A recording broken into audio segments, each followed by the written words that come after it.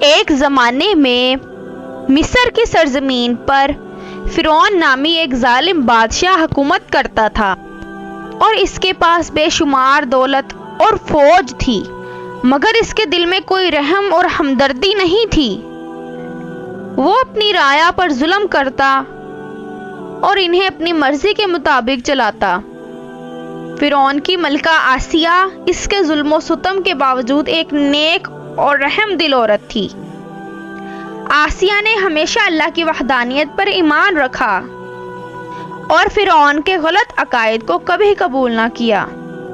وہ جانتی تھی کہ فرعون کا دعویٰ جھوٹا ہے اور اللہ ہی حقیقی خدا ہے۔